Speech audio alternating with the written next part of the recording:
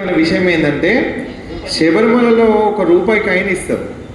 ఎందుకు రూపాయి కాయిన్ ఇస్తారంటే పండుగ రోజు విషు అనే పండుగ, ఉగాది పండుగ సందర్భంగా తల్లిదండ్రులు ఏం చేస్తారంటే వాళ్ళ పిల్లలకు ఒక రూపాయి కాయిన్ ఇస్తారు, లేదంటే బట్టలు ఏదో పెడతారు. ఆ ఆచారంగా శబరిమలలో కైనెట్టాం అంటారు దాన్ని. ఆ కైనెట్టాం ఒక రూపాయి మనకి ఇస్తారు. ఆ రూపాయి భద్రంగా తెచ్చుకొని మన గల్లపెట్టెల్లో మనం ఉన్న ప్లేస్ మన ఇంట్లో పెట్టుకుంటే చాలా మంచిదని చెప్పి, అది పర్వదినం కొత్త సంవత్సరాది రోజు కేరళ, అది విషు అనమాట. చాలా మంది అయ్యప్ప బర్త్డే అనుకుంటారు కదా, అయ్యప్ప పుట్టినరోజు కాదు స్వామి. మొన్న ఫాల్గునే ఉత్తర నక్షత్రం రోజు మొన్న 15 రోజుల కింద స్వామి వారు జన్మదినం అయింది. ఇది విషు పండుగ. కాబట్టి ఈ పండుగ సందర్భంగా మీకు అందరికీ శుభాకాంక్షలు. మనం చాలా అదృష్టవంతులం. ఎందుకంటే ఈరోజు అయ్యప్ప మాలలు వేసుకోకపోతే మన బతుకులు అన్యాయం అయిపోతుంది. వాస్తవంగా అందరికి తెలుసు. ఎందుకు ఒక సంవత్సరం మాల వేసుకున్న తర్వాత మళ్ళా వేసుకొని శబరిమలకు 41 రోజు దీక్ష చేసి ఒక పూట అన్నం తిని సాప మీద పండుకొని పెండ్లాం పిల్లల్ని అందరిని వదిలేసి మాలలు ఎందుకు వేసుకుంటున్నామంటే మన జీవితంలో ఆ స్వామి ఆయన అనుగ్రహంతో మన జీవితాలు మార్చేస్తున్నాడు.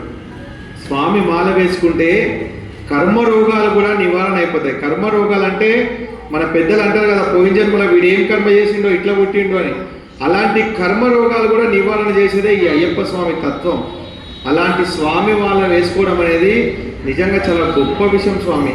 నేను ఇక్కడ ఉన్న అయ్యప్పలకు మరీ చెప్తున్నాను, ఇది ఆషామాషి దీక్ష కాదు. మేము 30 సంవత్సరాలకు పైగా అయ్యప్ప మాల వేసుకుంటున్నాము. అప్పుడున్న దీక్షకు ఇప్పుడున్న దీక్షా విధానానికి చాలా మార్పులు వచ్చినాయి స్వామి. ఈరోజు గురువులు అంటే లెక్కలేదు. ఎన్ని రకాలుగా అయ్యప్పలు, అంటే ఏదో వేస్తున్నాం శబరిమల పోతున్నాం కాదు స్వామి. అయ్యప్ప మీరు ఎంత చేస్తే అంత ఫలితం వస్తుంది. ఒక బావి దగ్గరికి వెళ్ళి మనము గ్లాస్తో నీళ్ళు తీసుకుంటే గ్లాసులు వస్తాయి, చెంబుతో నీళ్ళు తీసుకుంటే చెంబులు వస్తాయి, బిందెతో నీళ్ళు తీసుకుంటే బిందెతో వస్తాయి. మనం చేసే పూజా విధానము ఎరుడి స్వామిలో మనం అయ్యప్పని చూసుకుంటే మనం ఏది అనుకుంటాం అయితే స్వామి, మన కుటుంబం బాగుంటుంది, మనం బాగుంటాం. సమాజంలో మంచి దీక్ష, మంచి పౌరులు తయారు చేస్తే అయ్యప్ప తత్వం. అలాంటి మాల వేసుకుంటే మనందరము ఏ జన్మలో ఏ పుణ్యం వేసుకుంటామో ఈరోజు మన తల్లిదండ్రులు అందరూ కూడా మన శబరిమల 40 రోజులు మాల వేసుకొని ఇరుముడు కట్టుకొని శబరిమల వెళ్ళినప్పుడు అందరూ వస్తారు. భార్య, పిల్లలు, తల్లిదండ్రులు, అక్కచెల్లెలు, ఎన్నో బాధలు. వాళ్ళకున్న బాధలన్నీ ఆ నెయ్యి రూపంలో మన ఆత్మ అనే ఆశయాన్ని అందులో పోస్తాం. స్వామివారికి మనం ఏమి ఒక నెయ్యి మాత్రమే ఇస్తాం. ఒక్కొక్కరు పూజలు చేస్తే 20 రకాల వంటలు పెడతారు, ఫ్లైట్లలో పోతే లక్షల రూపాయలు పూజలు ఖర్చు పెట్టుకుంటారు. స్వామి ఒకటే కొడుకుంటారు, స్వచ్ఛమైన ఆవు నెయ్యి కొడుకుంటారు. ఆ నెయ్యి ఎన్నో బాధలు, ఎన్నో మొక్కులు 41 రోజు దీక్ష చేస్తాం స్వామి. ఈ దీక్ష మాత్రం ఎంత కఠినంగా, ఎంత పద్ధతిగా, ఎంత క్రమశిక్షణ చేస్తే మీ జీవితాలు అంత బాగుపడతాయి స్వామి. ఎందుకంటే ఏదో వేసుకున్నాము, పక్కన గురుస్వామి చెప్పిండు వేసిండు, శంకర్ గురుస్వామి చెప్పిండు వేసిండు, ఆయన లెక్క పోదాం, ఆయన లెక్క చేద్దాం కాదు. మీరు ఏ విధంగా చేస్తున్నారు, మీ దీక్షగా మీ అమ్మ నాన్న వాళ్ళ ఆరోగ్యం బాగుండాలి, నీ భార్య ఆరోగ్యం బాగుండాలి, పిల్లలు లేని పిల్లలు పెడుతుంది. నేను 1992లో ముందుగా నా పరిచయం చేసుకుంటాను. నా పేరు బాలకృష్ణ గురుస్వామి. నేను ఇక్కడ సైదాబాద్లో ఉంటాను. నేను 30 సంవత్సరాలకు పైగా అయ్యప్ప మాల వేసుకుంటున్నాను. నా జీవితమే మారిపోయింది. 1999 నుంచి నేను హైదరాబాద్ నుంచి శబరిమలకు నడుచుకుంటూ వెళ్తాను. వేణుగోపాల గురువు స్వామి మా గురువు గారు, వారితో పాదయాత్రలు చేస్తూ ఉంటాను. ఈ మధ్యకాలంలో అఖిల భారత గోసేవ ఫౌండేషన్ అని గోవును రక్షించాలని ఒక ఉద్దేశంతో నేను పోరాటం చేస్తున్నాను. గోవును జాతీయ ప్రాణిగా ప్రకటించాలని హైదరాబాద్ నుంచి ఢిల్లీ వరకు నడుచుకుంటూ వెళ్ళాను. ప్రధానమంత్రి గారికి ఇచ్చాను, పార్లమెంట్లో అందరికీ కూడా ఇచ్చాం. గోవు నేషనల్ యానిమల్ డిక్లేర్ అయితే రాజ్యాంగబద్ధంగా బతుకుతుందని చెప్పి. మీ అందరికీ తెలుసు, ఆవును అతి కిరాతకంగా చంపేస్తున్నారు. భారతదేశ వ్యాప్తంగా రోజు 50,000 ఆవులను చంపేస్తున్నారు. ఈరోజు బీఫ్ ఎక్స్పోర్టేషన్లో భారతదేశము మొదటి స్థానంలో ఉండడం సిగ్గుచేటైన విషయం.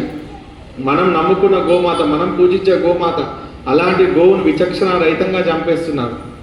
ఈ ఆవుకు అయ్యప్పకు ఏం లింక్ అయ్యా అంటే, అయ్యప్ప మాల వేసుకున్న ప్రతి ఒక్కరు కూడా ఆవు నెయ్యితో మాత్రం మనం అభిషేకం చేస్తాం. ఆవు పాలతో స్వచ్ఛమైన ఆవు, పంచగవ్యాలు లేకపోతే ఏది లేదు. ఒక గుడి నడవాలన్నా ఎట్టి పరిస్థితుల్లో పంచగవ్యాలు, గోమూత్రము, గోమయము, ఆవు పేడ, ఆవు నెయ్యి, ఆవు పెరుగు, ఇవి 5 కావాలి. కాబట్టి అలాంటి ఆవు లేకపోతే రాబోయే రోజుల్లో మన పిల్లలకు ఆవును మనము ఫోటో రూపంలో చూపాల్సిన దౌర్భాగ్యం ఏర్పడుతుంది. ప్రతి ఒక్కటి మనకెందుకో ఈరోజు మన ధర్మాన్ని రక్షించడం మన బాధ్యత, మన గోవును రక్షించడం మన బాధ్యత. మేము తెలంగాణ అయ్యప్ప జేఏసీ అని ఒకటి స్థాపించాం. ఇంతకుముందు సేవ్ శబరిమల అని చెప్పి కార్యక్రమాన్ని చేసిన అప్పట్లో ఆడవాళ్ళను కేరళ ప్రభుత్వం పైకి వెళ్ళడానికి అనుమతి ఇచ్చినప్పుడు మేము పోరాటం చేసినాం. ఆడవాళ్ళు పైకి వెళ్ళొద్దు, అక్కడ ఒక ప్రత్యేకమైన యంత్ర ప్రతిష్ఠ జరిగింది. స్వామివారు యోగ నిద్రలో చిన్ముద్ర దారిలో ఉంటారు.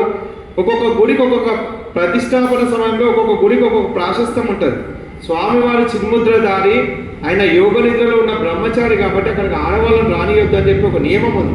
దాన్ని తుంగలో దొక్కి కేరళ ప్రభుత్వం కమ్యూనిస్టు ప్రభుత్వం కాబట్టి కొందరు దుర్మార్గంగా ఈ చర్యను చేపట్టినప్పటి నుంచి మేము ఉద్యమం చేస్తున్నాం. అయ్యప్ప మీకు తెలుసు, ఒక వ్యక్తి అయ్యప్ప స్వామిని కించపరిచినప్పుడు కూడా మనం చాలా పెద్ద ఎత్తున వారి పోరాటం చేయడం జరిగింది.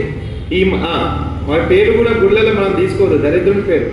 ఇంకా అట్లా సీనుదా అట్లాంటి దరిద్రుల పేరు కూడా మనం తీసుకునే అవకాశం లేదు. కానీ ఆ రోజు కూడా మేము చాలా కేసులు పెట్టాము. హైదరాబాద్ కమిషనర్ ఆఫీస్ దగ్గర ధర్నా చేశాము, చార్మినార్ భాగ్యలక్ష్మి దగ్గర ధర్నా చేశాము.